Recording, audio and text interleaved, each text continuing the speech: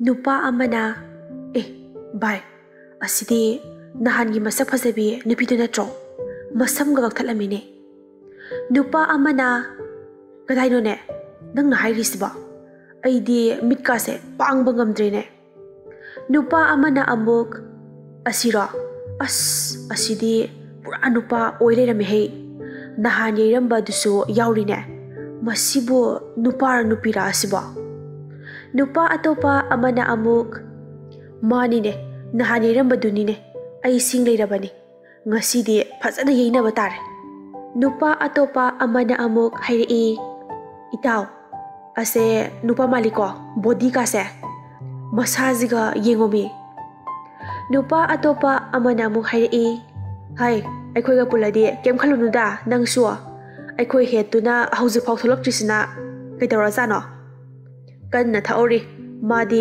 pura naire kaino aikhoi hetse paisa ra watre aikhoi di maga punbadagi ahan bagi nupa duna khumai nahan gido ma yauramadi naire daune adune mi ado ngasi di hekta naikhairasi mi school sisu subsilamase asumna nupa sing ado awai akhum tongaduna makhoi pulap lakle thaja hoigi manakta thajana bai ai toile changlugige lakadro noide laijana yare aikhoi leiramage nang chatluro thaja asumna nakhoi wari saduna leiramu haiduna thaja toilet lomda changki nupa sing adu yausilai laijadi uduna chatke haiduna makhut pairaga chingge tawi jessina kaidorage bai laijana kaisu tawdie chasilao makhoi chatke haiduna chatpa hobada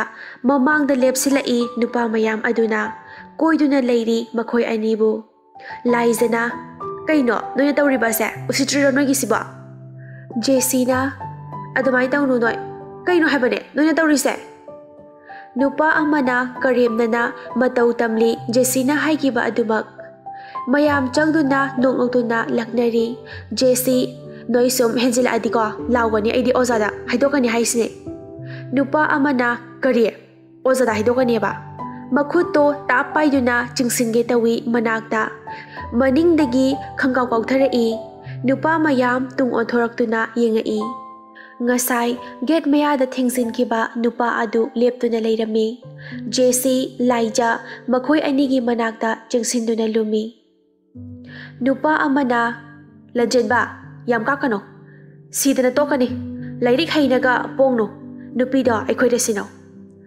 lanjenbana lairik laisu tamduna leiribase wakhal khanabani mirak tinabani lairik laisu tamliba noina nisa khara silaga nupi angang da chagat nakoina thaurada nupa amana sidi pura ai gyadina aidi homo maluraga nupi mamangda action ga tawge hairaba lanchen bana masi school ne nasana seliba uniform dugi nga chalo khangbra nupa amana sidi pura birani ne yaroi dawri itaw mayam attack nakandagi nupa head aduna ngaikoi kaino tawrido makhon kado ngauri hairekli nupa gaido yenglei nupa amana guru masakse yam nusirine aduda aina nusidana laknarini ne nupa head aduna ipa sidi masak sidi pura laphoini hei nan thudana tokpa tare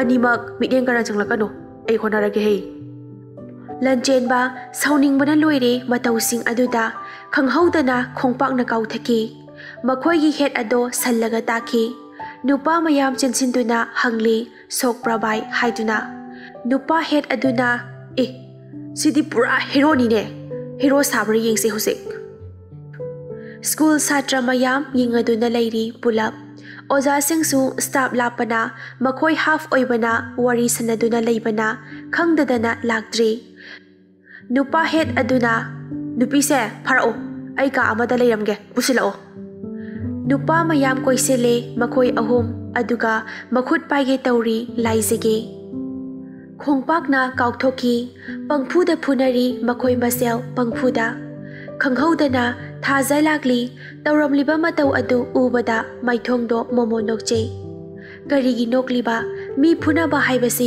hauzikti khara pamjare mahaksu. Nok nok tu na changai Huisen ga thak khongjilai. Mayam phunarambadagi yengnarai. Thajana chensilak tu na kaurai nupasing aduda. Makok thak pairaga ukhongda dang dang yeisili. Round kickta thazili chepna amuk kauthari makhut pairaga thudei amuksu. Nupa mayam ado chaina khangli lauri. Thajana kaisu leitaba noinaga namit kakta ngairi nupi angangi wakhal khanba saradana. Laiza khudang paiduna gari thaudoktuna chatki.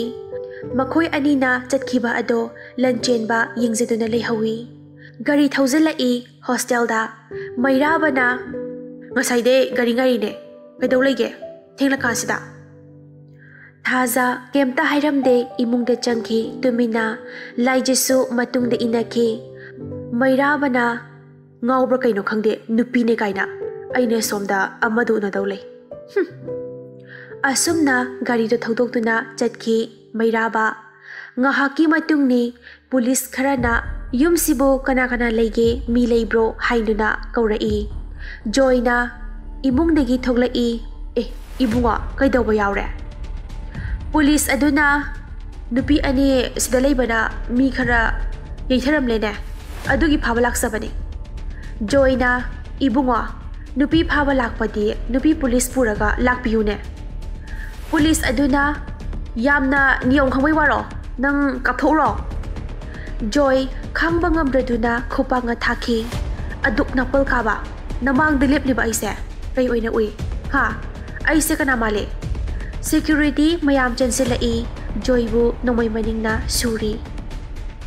Khanghauda maningdagi Huisen khonglai makhutna khukapi kapli. Police officer mamai adu leithorai misak adu ubaga nomai sadoktuna pairi. Joy yengduna lei. Mamai mamit pungkhung khumba misak ama leptuna leirami. Amuba ngakta setli mi ado. Police officer, hey, nang kanano? Security, asifao. Security chanseli misak adu phaba adubu yaurakpaga yotli asangba ama puthorai. Chansila iba mayamdo lepliba misak ado makhadang sasat onthoi aduga yotli duna thai amuk songkhatlaga kinna amuk thili. Police officer do nomai thangatlaga kapke tawi adubu misak aduna yotlina tharaktuna makhutta nomai paithoki. Phuba loiraba matungda misak ado mamangda chap lepai police officer adugi. Police officer khangprek khangi mi aduna hairakli hoi noilamda masigi officer ni adubu mi phaba chatpada kanana lali kanana chumi habada khanglaka chatpana phagani. Aina hairiba se munna khangaga mi phaba lao ai kanano haibada soidana khanglaki gani khangbra. Police officer mamai ado nonthaduna leiri. Officer aduna aikoi ngasidi mikap thokle nahak kanano aikoi da khangalo aikoi sel thumat uraba isana setliba uniform asibu ngaklutre pare aikoi chalage. Police officer chatkre nananduna makhong makhut. Joy misak adugi manakta changai adubu mamai ado hangge taubaga mamai yoramdaida tap phai Joygi. Joy khangprek khangi misak ado thadok lamlaga thoki thongkhalomda. Joy nongmaigi sainaduna masa ado wanthaki. Laiza mathaktagi kumtharai makhada yengtharakpada Joy taduna leiriba ado ubada pabung haiduna chentharai mathaktagi. Laizana Thajabu kauri. Thaja chenthorai kadagi kaidaurage. Laizana pabung se kainom taukhre punabamda tause hospital da. Thaja chentharai makhada aduga auto thaudorai lao thangalo ngamgadra. Laiza yani ngamgani haiduna Joybu thangatli aduga auto manungda hapsili. Thaja thauba hore gari adu kanna thauduna hospital la yauduna pusinkhre. Somdana mairabana sinupi se aina ngasai dingai se mana laktri se kai gino wani hotel gi ticket su kakselure.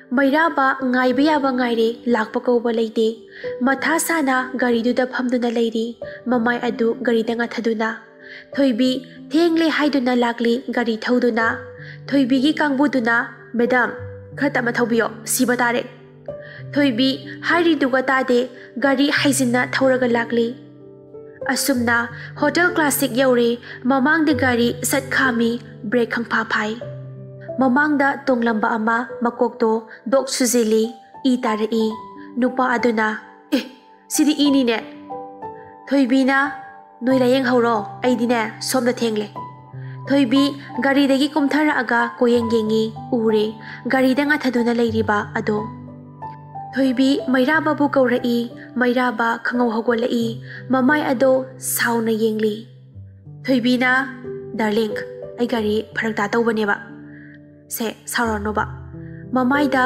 नाली मैराबा साउरंबगा स्वाई नुजा ओइबी महाकना मरै कोदुना मसादगा पाइरकपा अदुदा थोइबीना लाओ जंगलसेबा मैराबना नंको लाओ ticket कअबने असुमना ticket पीरगा मनुंगदा चंगले मखोय अनिगी room अमा लौरे थोइबी मैराबा सुम अचापो चारी का अदुदा मैराबा थोइबीदा Munna assume येंगी Thoibi चाना चाना ममाय अदो नोनखलई मैराबना मुन्ना येंगदुना लेरंबा अदुदा इकाइदुना ममाय अदो लेथकी मैराबना डार्लिंग आई क्याम नुंसी थोइबीना अदुगिबो कैवानो कदौ नुंसिरोइदोइनो मयाम नुंसिये मैराबा अदुदि नंगी अपांबा थोइबी मैराबगी मनाक्ता चंगी मैराबना थोइबीबु मुन्ना येंगजै थोइबीसु मैराबाबु मुन्ना येंगजरी असुमना मखोय अनि हक्सांग अमता ओइकी नुंगाइबगी इपाक्ता ताउरी यु थकथरी मपा नारी कैदौ हौरी खंगदना सोमदना लाइजा थाजा कोइचेन चेंदुना जॉयगी हिदाक लेबा चेली ngahaki matungni gyan tarakle joyna mamit tapna tapna panglei thajana babong se tapna pango mito joy chaina ado adumak leiri hagot pangamdre masa ado pungtekte i nomai maningna subana laiza hidak leiba thoklubani chensilak pada misak amaga thengjenai laizana ayoima sire he kanano namai do thai dubo lanchen ba makok to naduna hagolai sorry लाइजा खुपांगा थागे हाइदुना थागे तौबदा लंचेनबा ओइरंबदुदा खंगलेप लेपी लंचेनबना नंग लाइजा इकाइना ममाय अदु नोंथरगा माने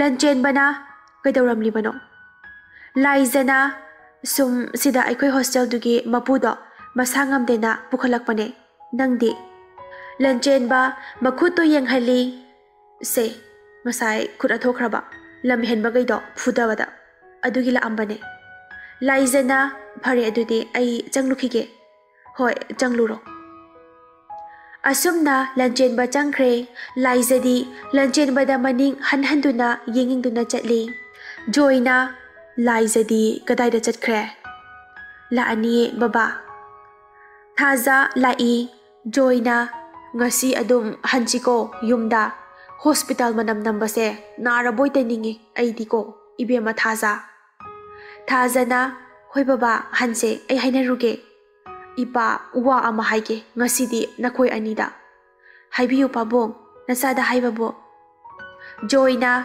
nakhoi ani aigi icha oina yokjarage dana aikhoida punna leirasi laiza masa ado swai lawi kaigi lauriba hangningai oi thajana baba leiridudi kabarasu pabungna lau haiba yade joyna hairei icha hoigi mateng panglibani ne ado ngasidagidi aikhoida leiraseba thajana babong yanida adum leige aduga mateng pangeba se sauno babong makhazaida ci joy mitlu pirang sintharai tapna thajana baba kaidaurage kaplibase kapkano joyna hairei icha anina aigidamak tawriba sida kaptaba ngamdre ipadi adugi nungaibagi pirangni ne ipana sinthariba se thajasu mitlu pirang sintharai se baba kaplanoba asumna numidang wairam drip kapa loiduna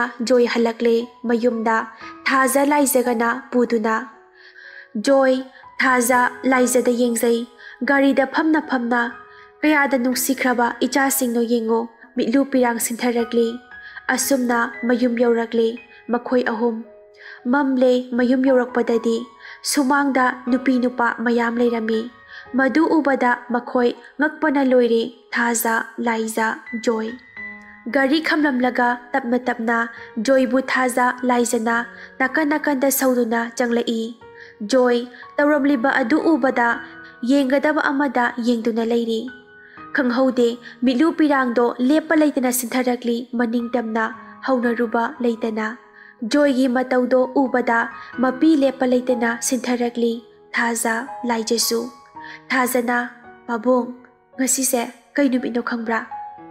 ꯖꯣꯏ ꯉꯍꯥꯛ ꯇꯨꯃꯤꯟꯅ ꯂꯩ ꯑꯗꯨꯒ ꯅꯤꯡꯁꯤꯡꯉꯤ꯫ ꯂꯥꯏꯖꯅ ꯃꯄꯤꯗꯣ ꯁꯠ ꯇꯩꯊꯣꯛꯏ ꯑꯗꯨꯒ "ꯄꯥꯕꯨꯡ, ꯉꯁꯤꯁꯦ ꯄꯥꯕꯨꯡꯒꯤ ꯕꯥꯔꯗꯦꯅꯦ." ꯖꯣꯏꯅ "ꯅꯈꯣꯏ ꯑꯅꯤꯁꯦ ꯀꯌꯥꯗ ꯐꯈ꯭ꯔꯕꯅꯣ? ꯅꯄꯥ ꯑꯩꯒꯤ ꯏꯄꯣꯛ ꯅꯨꯃꯤꯠ ꯐꯥꯎ ꯅꯈꯣꯏꯅ ꯈꯪꯕꯤꯗꯨꯅ ꯁꯤꯟꯕꯤꯔꯤꯕ." ꯊꯥꯖꯅ "ꯌꯥꯔꯦꯁꯦ ꯄꯥꯕꯨꯡ, ꯆꯪꯂꯁꯦ."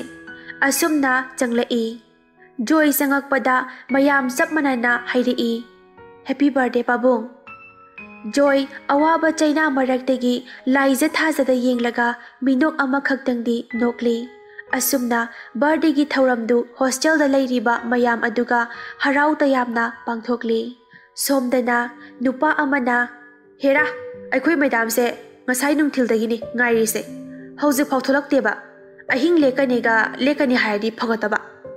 ꯅꯨꯄꯥ ꯑꯇꯣꯞꯄ ꯑꯃꯅ, "ꯑꯗꯨꯅꯦꯃꯤ, ꯑꯩꯈꯣꯏꯁꯨ ꯉꯁꯥꯏ ꯆꯥꯛ ꯈꯔ ꯆꯥꯕꯣꯏ ꯆꯥꯗꯕꯣꯏ ꯇꯧꯔꯒ ꯂꯥꯛꯏꯅꯤ. ꯇꯟꯕ ꯑꯃ ꯌꯥꯎꯔꯦꯗ, ꯊꯕꯛꯀ ꯇꯧꯅꯤꯡꯉꯛꯇ꯭ꯔꯦ ꯑꯩ ꯑꯁꯦꯡꯕ."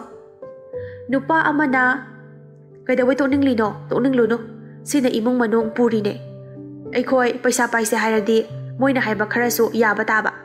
ꯇꯨꯃꯤꯟꯅ ꯂꯩꯔꯝꯕ ꯅꯨꯄꯥ ꯑꯃꯅ ꯏꯈꯪ ꯈꯪꯍꯧꯗꯅ ꯍꯥꯏꯔꯛꯏ, "ꯌꯥꯔꯁꯤꯔꯕ, ꯃꯣꯏ ꯐꯅꯦꯛ ꯁꯨ ꯍꯥꯏꯔꯁꯨ ꯁꯨ ꯍꯥꯏꯔꯣ?" ꯃꯌꯥꯝ ꯋꯥ ꯂꯥꯎꯅ ꯅꯣꯛꯏ ꯍꯣꯃꯣ ꯃꯥꯟꯕ ꯁꯦꯀ꯭ꯌꯨꯔꯤꯇꯤꯅ ꯍꯥꯏꯔꯛꯄ ꯑꯗꯨꯗ꯫ ꯑꯁꯨꯝꯅ ꯅꯨꯃꯤꯗꯥꯡꯒꯤ ꯄꯨꯡ 9ꯃꯨꯛ ꯇꯥꯁꯤꯜꯂꯛꯂꯤ꯫ ꯃꯩꯔꯥꯕꯅ, "ꯊꯣꯏꯕꯤ, ꯆꯠꯅꯕ ꯇꯧꯔꯁꯦ, ꯊꯦꯡꯉꯦ, ꯁꯠ ꯂꯣꯏꯁꯤꯜꯂꯣꯕ." ꯊꯣꯏꯕꯤꯅ, "ꯌꯥꯗꯗꯧꯔꯤꯅꯦ, ꯀꯔꯤꯅꯣ ꯈꯪꯗꯦ ꯑꯋꯣꯏꯕ." ꯃꯩꯔꯥꯕꯅ, "ꯊꯦꯡꯂꯦꯕ, ꯑꯩ ꯂꯥꯛꯇ꯭ꯔꯦꯅ ꯏꯃꯨꯡꯗꯣ ꯄꯥꯕꯨꯡꯅ ꯄꯣꯔꯣꯛ ꯄꯣꯔꯣꯛ ꯁꯣꯟꯗꯅ ꯂꯩꯔꯝꯃꯅꯤꯕ." ꯊꯣꯏꯕꯤ, "ꯍꯣ, ꯅꯪꯅ ꯅꯠꯇꯤꯌꯦ, ꯑꯩꯁꯨꯅꯦ, ꯀꯣꯛꯁꯤꯁꯨ ꯄꯨꯕ ꯉꯝꯗ꯭ꯔꯦ." ꯃꯩꯔꯥꯕꯅ, "ꯌꯥꯝꯅ ꯊꯛꯅꯤꯡꯗꯥꯏꯅꯦ, ꯊꯛꯈꯣꯕ, ꯌꯥꯔꯅꯤ ꯍꯩꯔꯅꯨ ꯍꯥꯏꯕꯗꯤ ꯍꯩꯌꯨꯅ." ꯊꯣꯏꯕꯤꯅ, "ꯌꯨ ꯊꯛꯅꯤꯅ ꯊꯛꯑꯗꯤꯅꯦ ꯑꯣꯗ꯭ꯔꯤꯐꯥꯎ ꯊꯛꯀꯗꯕ." ꯃꯃꯥꯏ ꯃꯌꯥꯗ ꯐꯠ ꯆꯪꯁꯤꯜꯂꯤ ꯃꯩꯔꯥꯕꯒꯤ ꯑꯗꯨꯒ, "ꯑꯩ ꯅꯨꯡꯁꯤꯕ꯭ꯔꯥ?" ꯃꯩꯔꯥꯕꯅ, "ꯋꯥ, ꯃꯅꯝꯁꯤꯗꯤ ꯂꯣꯏꯔꯦꯍꯦ, ꯅꯨꯡꯁꯤꯕꯅ ꯉꯥꯎꯔꯦ, ꯔꯣꯁ ꯒꯨꯂꯥ ꯃꯅꯝ ꯅꯝꯃꯦꯕ." ꯊꯣꯏꯕꯤ, "ꯃꯤꯅ ꯍꯪꯂꯤꯁꯤꯗꯤ ꯈꯨꯝꯗꯦ, ꯑꯩ ꯁꯥꯎꯔꯛꯀꯅꯤꯀꯣ." ꯃꯈꯣꯟꯒꯗꯣ ꯐꯩꯔꯤ ꯐꯩꯔꯤꯒ ꯇꯧꯔꯤ꯫ ꯃꯩꯔꯥꯕꯅ, "ꯍꯣ, ꯅꯨꯡꯁꯤꯌꯦ, ꯃꯌꯥꯝ ꯅꯨꯡꯁꯤꯌꯦ, ꯅꯨꯡꯁꯤꯕꯅ ꯉꯥꯎꯔꯕꯅꯦ ꯑꯩꯁꯦ ꯅꯉꯣꯟꯗ." ꯊꯣꯏꯕꯤꯅ, "ꯑꯗꯨꯗꯤ ꯑꯩ ꯄꯥꯝꯕꯤꯌꯣ ꯑꯗꯨꯒ ꯊꯣꯛꯂꯁꯦꯕ." ꯃꯩꯔꯥꯕꯅ, "ꯆꯠꯂꯣꯍꯦ, ꯃꯤ ꯃꯃꯥꯡꯁꯤꯗ, ꯁꯤꯗ ꯆꯪꯉꯛꯏꯁꯦ VIP ꯉꯥꯛꯇꯅꯤꯀꯣ." ꯊꯣꯏꯕꯤꯅ, "ꯑꯩꯈꯣꯏꯁꯨ ꯏꯄꯥꯗꯣ ꯁ꯭ꯄꯤꯁꯦꯜ ꯀꯣꯟꯇ꯭ꯔꯦꯛꯇꯔꯅꯦ ꯈꯪꯉꯕꯣ, ꯄꯨꯂꯞ ꯂꯩꯍꯜꯂꯨꯔꯣ ꯍꯣꯇꯦꯜꯁꯦ." ꯃꯩꯔꯥꯕꯅ, "ꯑꯁ, ꯌꯥꯔꯔꯣꯏ ꯁꯤꯗꯤ, ꯄꯨꯔꯥ ꯅꯩꯔꯦ ꯑꯁꯦꯡꯕ, ꯁꯨꯃꯥꯏꯅ ꯇꯧꯕ ꯖꯥꯠꯂꯣ ꯅꯨꯄꯤ ꯌꯨ ꯉꯥꯎꯕꯁꯦ?" ꯊꯣꯏꯕꯤꯅ, "ꯑꯩꯗꯤ ꯑꯗꯨ ꯑꯗꯥ ꯈꯪꯗꯦꯀꯣ, ꯑꯩ ꯆꯠꯄ ꯉꯝꯂꯔꯣꯏ, ꯊꯥꯡꯗꯨꯅ ꯄꯨꯈꯠꯂꯣ ꯍꯥꯏꯔꯤꯁꯤꯅꯤ." ꯃꯩꯔꯥꯕ ꯌꯥꯔꯔꯣꯏ ꯈꯟꯗꯨꯅ ꯃꯥꯁꯨ ꯍꯧꯒꯠꯂꯦ ꯕꯦꯗꯇꯒꯤ ꯑꯗꯨꯒ ꯊꯥꯡꯒꯠꯂꯦ ꯊꯣꯏꯕꯤꯕꯨ꯫ ꯊꯣꯏꯕꯤ ꯅꯨꯡꯁꯤꯕꯅ ꯃꯅꯥꯇꯣꯟꯗ ꯁꯤꯛꯏ ꯃꯩꯔꯥꯕꯒꯤ꯫ ꯃꯩꯔꯥꯕꯅ, "ꯑꯌꯣ, ꯅꯪꯒꯤ ꯁꯤꯛꯐꯝ ꯑꯣꯏꯔꯕꯣꯏ ꯅꯤꯡꯉꯨꯔꯕꯣ?" ꯊꯣꯏꯕꯤ, "ꯌꯥꯔꯦ, ꯆꯠꯂꯣ, ꯐꯖꯅ ꯊꯥꯡꯉꯣ ꯅꯈꯣꯡꯗꯣ." ꯑꯁꯨꯝꯅ ꯃꯈꯣꯏ ꯑꯅꯤ ꯀꯥ ꯑꯗꯨꯗꯒꯤ ꯊꯣꯛꯂꯛꯏ꯫ ꯃꯄꯥꯟꯗꯅ ꯅꯨꯄా ꯑꯃꯅ, "ꯏꯪꯁꯨ ꯏꯪꯁꯤꯜꯂꯛꯑꯦ, ꯃꯤꯅꯥꯏ ꯑꯣꯏꯕꯁꯦ ꯇꯧꯍꯩꯕ ꯊꯕꯛ ꯅꯠꯇꯦꯗ ꯇꯧꯔꯤꯁꯦ, ꯋꯥꯁꯨ ꯋꯥꯔꯦ ꯑꯁꯦꯡꯕ." ꯈꯪꯍꯧꯗꯅ ꯐꯣꯟ ꯑꯃ ꯂꯥꯛꯏ꯫ ꯅꯨꯄꯥ ꯑꯃꯅ, "ꯕꯣꯁꯅꯤꯅꯦ ꯁꯤꯗꯤ, ꯀꯃꯥꯏ ꯇꯧꯗꯣꯏꯅꯣ, ꯀꯩ ꯈꯨꯝꯗꯣꯏꯅꯣ ꯃꯤ?" ꯅꯨꯄꯥ ꯑꯃꯅ, "ꯄꯥꯏꯈꯠꯂꯣꯍꯦ, ꯄꯥꯔꯇꯤ ꯑꯃ ꯌꯥꯎꯔꯤ, ꯀꯣꯛ ꯍꯥꯏꯌꯨ ꯀꯩꯅꯣ." ꯅꯨꯄꯥ ꯑꯃꯅ ꯐꯣꯟ ꯑꯗꯨ ꯑꯣꯛꯏ꯫ ꯆꯥꯎꯕꯅ, "ꯀꯔꯤꯅꯣ, ꯍꯧꯖꯤꯛꯐꯥꯎ ꯂꯥꯛꯇ꯭ꯔꯤꯁꯤꯕꯣ? ꯄꯨꯡꯁꯤ ꯀꯌꯥ ꯇꯥꯔꯒꯦ? ꯅꯣꯏ ꯅꯁꯥꯅ ꯌꯦꯡꯉꯨ ꯌꯥꯗ꯭ꯔꯣ?" ꯅꯨꯄꯥ ꯑꯃꯅ, "ꯕꯣꯁ, ꯃꯦꯗꯥꯝ ꯊꯣꯛꯂꯛꯀꯗꯧꯔꯤꯅꯦ, ꯍꯣꯏ, ꯂꯥꯛꯅꯕ ꯇꯧꯖꯔꯒꯦ." ꯆꯥꯎꯕꯅ, "ꯌꯥꯝ ꯊꯨꯅ ꯂꯥꯛꯎꯀꯣ." ꯐꯣꯟ ꯊꯝꯈ꯭ꯔꯦ꯫ ꯅꯨꯄꯥ ꯑꯗꯨꯅ, ꯊꯕꯛꯁꯨ ꯆꯠꯄ, ꯈꯣꯟꯊꯤꯁꯨ ꯆꯥꯕ." ꯅꯨꯄꯥ ꯑꯃꯅ ꯑꯃꯨꯛ, "ꯁꯤꯅꯤꯅꯦ ꯏꯕꯨꯡꯉꯣ, ꯃꯤꯅꯥꯏ ꯍꯥꯏꯔꯤꯁꯦ." ꯉꯥꯏꯍꯥꯛꯀꯤ ꯃꯇꯨꯡ ꯊꯣꯛꯂꯛꯂꯦ ꯊꯣꯏꯕꯤ, ꯃꯩꯔꯥꯕ꯫ ꯅꯨꯄꯥ ꯑꯃꯅ ꯍꯥꯏꯔꯛꯏ, ꯇꯞꯇꯥꯏ ꯊꯛꯑꯒ ꯊꯣꯛꯂꯛꯑꯃꯅꯤ ꯅꯍꯥꯟꯃꯨꯛꯁꯨ ꯌꯨ ꯊꯛꯄꯗꯒꯤ ꯈꯨꯅ ꯊꯝꯂꯨꯔꯦ ꯑꯗꯨꯒ ꯍꯧꯖꯤꯛ ꯑꯃꯨꯛ ꯍꯧꯔꯕ ꯃꯥꯜꯂꯤ ꯃꯩꯔꯥꯕ ꯁꯠ ꯊꯝꯃꯤ ꯅꯨꯄꯥꯁꯤꯡꯗꯨꯒꯤ ꯃꯅꯥꯛꯇ ꯊꯣꯏꯕꯤꯅ ꯗꯥꯔꯂꯤꯡ ꯅꯪꯁꯦ ꯅꯨꯡꯁꯤꯕꯅ ꯈꯖꯥꯏꯗꯣ ꯄꯥꯏꯔꯒ ꯂꯩ ꯅꯨꯄꯥ ꯑꯃꯅ ꯏꯀꯥꯏꯕꯒꯥꯁꯦ ꯑꯣꯟꯊꯣꯛꯅ ꯈꯪꯈꯤꯗ꯭ꯔꯦ ꯏꯆꯥ ꯅꯨꯄꯤꯒ ꯑꯣꯏꯔꯗꯤꯕꯀꯣ ꯁꯣꯏꯔꯣꯏꯍꯦ ꯃꯩꯔꯥꯕꯅ ꯑꯗꯨꯗꯤ ꯗꯥꯔꯂꯤꯡ ꯑꯩ ꯆꯠꯂꯒꯦ ꯊꯣꯏꯕꯤꯅ ꯍꯣꯏ ꯆꯠꯂꯣ ꯅꯈꯣꯡꯗꯣ ꯐꯖꯅ ꯊꯥꯡꯉꯣ ꯅꯍꯥꯟꯒꯩ ꯊꯛꯇꯕꯗꯨꯗ ꯄꯨꯕ ꯉꯝꯂꯣꯏ ꯅꯀꯣꯛꯇꯣ ꯑꯍꯣꯡꯕ ꯅꯠꯇꯦ ꯊꯛꯏꯗꯣ ꯖꯣꯅꯤ ꯋꯥꯀꯔ ꯕ꯭ꯂꯨꯅꯤ 25,000ꯅꯦ ꯃꯔꯣꯜꯒ ꯐꯩꯔꯤ ꯍꯥꯏꯔꯤ ꯗ꯭ꯔꯥꯏꯚꯔ ꯅꯨꯄꯥ ꯑꯗꯨꯅ ꯑꯁꯤꯒꯨꯝꯕ ꯅꯨꯄꯤꯁꯦ ꯄꯣꯛꯁꯟꯗꯅ ꯏꯅꯥꯛ ꯈꯨꯟꯕꯁꯤꯡꯁꯤꯅ ꯇꯧꯔꯤꯁꯦ ꯇꯨꯔꯦꯜꯗ ꯊꯣꯛ ꯍꯦꯛ ꯊꯧꯗꯅꯤ ꯍꯧꯖꯤꯛ ꯁꯥꯎꯔꯛꯇꯅ ꯊꯣꯏꯕꯤꯅ ꯑꯩ ꯃꯃꯥꯡ ꯊꯪꯒꯦ ꯑꯩ ꯈꯨꯠꯁꯦ ꯅꯣꯏ ꯃꯅꯤꯡꯗ ꯊꯥꯗꯔꯛꯀꯦ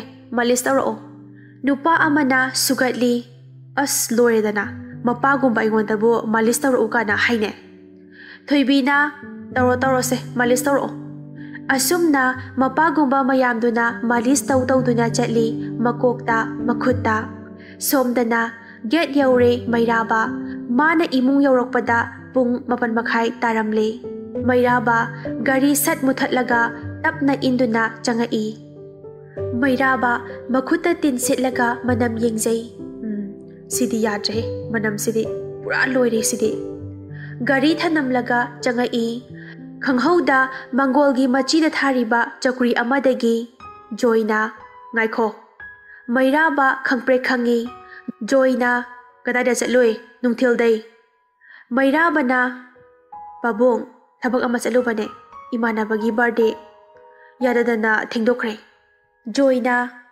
ꯅꯄꯥ ꯑꯩꯁꯦ ꯀꯅꯥꯅꯣ ꯈꯪꯂꯤꯕ ꯅꯠꯇ꯭ꯔꯥ ꯏꯁꯥ ꯅꯥꯔꯤ ꯉꯁꯤ ꯂꯥꯏꯀꯠꯅꯔꯨꯏ ꯗꯣꯛꯇꯔꯗ ꯑꯗꯨꯕꯨ ꯅꯪꯅ ꯆꯠꯄ ꯊꯕꯛ ꯑꯩꯅ ꯀꯩ ꯈꯪꯂꯣꯏꯗꯧꯔꯤꯕꯅꯣ ꯃꯩꯔꯥꯕꯅ ꯄꯥꯕꯨꯡ ꯖꯣꯏꯅ ꯋꯥ ꯃꯈꯥ ꯇꯥꯒꯅꯣ ꯉꯁꯤꯗꯤ ꯏꯄꯥ ꯋꯥ ꯈꯔ ꯍꯥꯏꯒꯦ ꯅꯪꯕꯨ ꯑꯩꯅ ꯆꯥꯎꯅꯅꯕ ꯋꯥꯅ ꯁꯦꯟꯅꯖꯔꯛꯏꯕ ꯑꯋꯥꯕ ꯈꯪꯗ ꯅꯪꯅ ꯇꯧꯅꯤꯡꯕꯗ ꯇꯧꯍꯜꯂꯤ ꯃꯤꯅ ꯇꯝꯕ ꯐꯪꯗꯕ ꯁ꯭ꯀꯨꯜ ꯀꯣꯂꯦꯖ ꯀꯌꯥꯅꯤ ꯑꯩꯅ ꯇꯝꯍꯜꯂꯤꯕ ꯅꯃꯥ ꯂꯩꯇꯦ ꯍꯥꯏꯕꯒꯤ ꯑꯋꯥꯕ ꯈꯪꯍꯟꯗ ꯑꯗꯨꯒ ꯅꯟꯁꯦꯟꯁ ꯍꯧꯖꯤꯛꯅ ꯃꯤ ꯃꯁꯛ ꯈꯪꯗꯕ ꯅꯁꯥ ꯑꯗꯨꯛ ꯃꯦꯆꯣꯔ ꯑꯣꯏꯔꯕ ꯐꯥꯎꯕ ꯍꯥ ꯃꯩꯔꯥꯕꯅ ꯄꯥꯕꯨꯡ ꯖꯣꯏꯅ ꯌꯥꯔꯦ ꯏꯃꯨꯡ ꯆꯪꯈ꯭ꯔꯣ ꯅꯪ ꯑꯩꯅ ꯉꯥꯡꯂꯤꯕꯁꯦ ꯅꯁꯥ ꯒ꯭ꯌꯥꯟ ꯇꯥꯔꯕꯅꯤ ꯇꯤꯟꯖꯣꯊꯔꯒ ꯈꯜꯂꯨꯁꯣ ꯖꯣꯏ ꯁꯨꯝ ꯐꯝꯂꯤꯉꯩ ꯒꯦꯠ ꯑꯗꯣ ꯍꯥꯡꯂꯛꯏ ꯆꯪꯉꯛꯏꯕ ꯃꯤꯗꯨ ꯎꯕꯗ ꯃꯀꯣꯛꯇꯒꯤ ꯃꯈꯣꯡ ꯐꯥꯎꯕ ꯇꯨ ꯆꯨꯡꯈꯤꯕ ꯈꯪꯍꯧꯗꯦ